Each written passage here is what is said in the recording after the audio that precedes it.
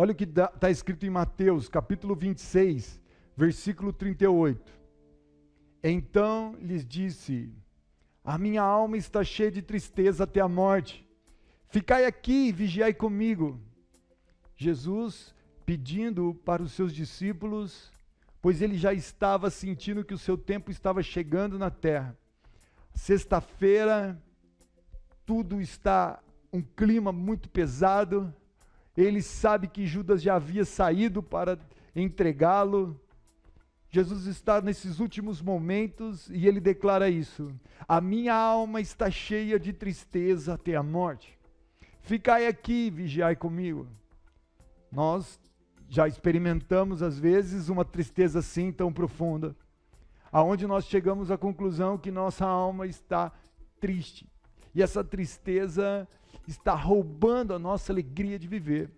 E o nosso Cristo estava vivendo um momento como esse. E por que ele tinha essa tristeza tão profunda, mesmo sendo Deus? Porque você lembra que a palavra do Senhor diz que ele se esvaziou e se tornou homem, pois só o homem, morrendo em nosso lugar, poderia remir e restaurar, porque se pelo um homem entrou o pecado no mundo, por um homem o pecado seria vencido e retirado. Então ele era 100% Deus naquele momento, mas ele também era 100% homem. Ele estava limitado, ele estava enfraquecido, ele estava totalmente humano naquele exato momento. E a parte humana dele estava abatida. O que muitas coisas passavam em sua mente naquele instante. E ele precisava tirar um tempo de oração e de clamor. Ele precisava conversar com o Senhor. Ele precisava conversar com o Pai e precisava que fosse sozinho. Ele traz os discípulos para esse lugar, mas chega um determinado ponto, ele pede para que seus discípulos esperem, e ele adentra-se um pouco mais na mata para ficar a sós, para poder ter o seu clamor. No versículo seguinte, Mateus 26, 39, e indo um pouco adiante, prostrou-se sobre o seu rosto, orando e dizendo: meu Pai, se é possível, passa de mim esse cálice. Todavia, não seja como eu quero, mas como tu. Olha que coisa impressionante. Jesus, sabendo que havia vindo à terra para morrer, ele tinha, desde antes da fundação do mundo, morrido em nosso lugar. Não era surpresa para ele. Ele não estava surpreso com tudo que havia acontecido e que ele haveria de morrer. Mas o que ele está pedindo para o Pai em uma oração é que ele, nosso Deus perfeito, o nosso Deus maravilhoso, limpo, puro, santo, que não havia tido nenhuma falha, nenhum pecado, agora teria que tomar todo o pecado da humanidade. Teria que levar os meus pecados, as minhas transgressões, tudo que eu aprontei, tudo que eu fiz de errado, todo o argumento que eu dei para Satanás matar-me, roubar-me e destruir-me, ele iria tomar sobre ele, sendo ele totalmente inocente. Então ele não estava nem um pouco com medo da prisão, ele não estava com medo de ser chicoteado, ele não estava com medo de ser humilhado, cuspido em seu rosto, nada disso estava o preocupando. Ele estava pedindo para o Pai, por favor, passar o cálice do pecado. Ele sabia que o pecado já tinha separado Adão do Pai. E ele ali, humanamente falando, ele sabia que se ele tomasse todo o pecado da humanidade, a partir daquele momento ele estaria só. Ele teria que guerrear essa luta até a morte, até a cruz do Calvário, teria que ser somente ele. Pois o pecado iria afastá-lo por um período do seu Pai. Na cruz ele vai mencionar isso.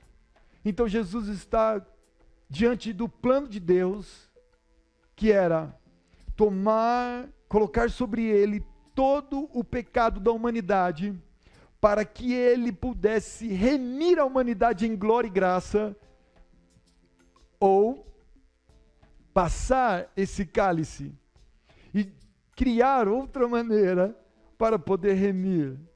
Então eu acredito que Cristo, quando ele pede para passar o cálice do pecado da humanidade, talvez ele tenha dito para o Senhor: eu estou fraco, eu estou desejando, triste até a morte, como eu poderei ter forças para suportar tanto mal, para suportar todo o mal? Então ele põe um plano. O plano dele, ele mesmo expôs aqui. Isso é tão poderoso, porque o plano dele era: Pai, tira de mim esse cálice, vamos fazer de outro jeito.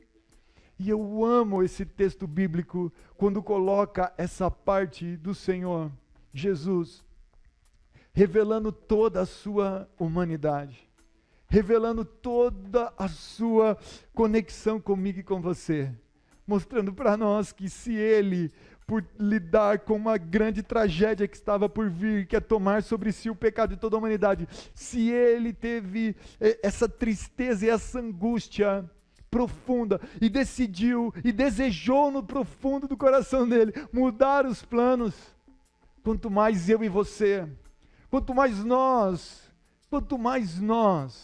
quando lidamos com uma tragédia como essa que está acontecendo e acometendo a nossa sociedade, quando lidamos com tragédias que acontecem em nossa família, quando vemos crianças, jovens morrendo, senhores, senhoras morrendo, quando nós vemos o mal muitas vezes maquiando e organizando a destruição de muitos, quando nós vemos tudo isso, e isso de alguma forma às vezes resvalando e tocando em nós, o nosso coração sente uma profunda tristeza. Isso não nos faz menos espirituais, isso não nos faz menos filhos de Deus. E eu vou continuar o texto. Ele ora essa primeira vez, mas olha no versículo posterior, no versículo 42. E indo, segunda vez, orou dizendo: Meu Pai, se esse cálice não pode passar de mim sem eu beber, faça-se a tua vontade. Então a primeira vez ele expõe um plano: passa de mim esse cálice, vamos resolver isso. Eu acredito que é muito pecado, isso vai me afastar muito do Senhor, então vamos tentar resolver isso de outra forma. E provavelmente ele, sendo tentado, como você viu ali no filme, sendo tentado e soprado, Satanás investindo pesado para ele não ir para a cruz. Isso é tão forte e poderoso. Satanás queria que ele não fosse para a cruz. Satanás sabia que se ele morresse, ele iria salvar toda a humanidade. Então, se Satanás pudesse, Satanás tinha deixado Cristo vivo e tinha matado todos os soldados ali. Satanás tinha matado todas as pessoas naquela região, só para deixar Cristo vivo. Pois ele sabia que se Cristo morresse, o governo dele tinha acabado e ele tinha perdido. Aleluia, aleluia por isso. Por quê? Porque Jesus, travando essas batalhas, ele já tinha sido tentado lá depois do seu jejum no deserto, agora ele está sendo tentado novamente, em sua tristeza, e ele pede, dizendo: Senhor, se esse cálice não pode passar de mim, quer dizer, ele ouviu de Deus: Filho, terá que ser assim, filho. Isso não está no seu controle, isso não está no seu domínio agora, porque você está 100% humano. Terá que ser feito dessa forma. Ele ora de novo pela segunda vez, então, se não pode ser assim, passar de mim sem eu beber, faça a tua vontade. Pela segunda vez ele fala: faça a tua vontade, faça como o Senhor quer, faça do teu modo então. Vamos seguir com o teu plano, vamos fazer do seu jeito. Oh, meu Deus. Então é a segunda vez que ele pede. Mas você pensa que acabou? Olha no versículo 44. Jesus volta a orar no Getsemane. Muitas pessoas acham que foi uma oração só, que foi um pedido só, porque Mateus faz questão de colocar que houve 3 orações, que Jesus insistiu 3 vezes em apresentar o plano de passar dele esse cálice. Mateus 26, 44, e deixando-os de novo, quer dizer, ele foi lá ver os discípulos não estavam orando, ele dá aquela dura nos discípulos e volta para orar de novo, e deixando-os de novo, foi orar pela 3ª vez, dizendo as mesmas palavras. Por 3 vezes, o nosso amado Senhor, o nosso amado Jesus, por 3 vezes, pede para que, de alguma forma, a vontade de Deus seja feita, o plano de Deus aconteça, já que Deus não havia aceitado o plano dele naquele momento. E Deus não o ouvia, porque ele estava, e eu fiz questão de colocar, porque ele estava sofrendo de profunda tristeza. E quando nós estamos sofrendo de profunda tristeza, nós corremos o risco de fazer orações, pedir coisas para Deus que no futuro vamos nos arrepender.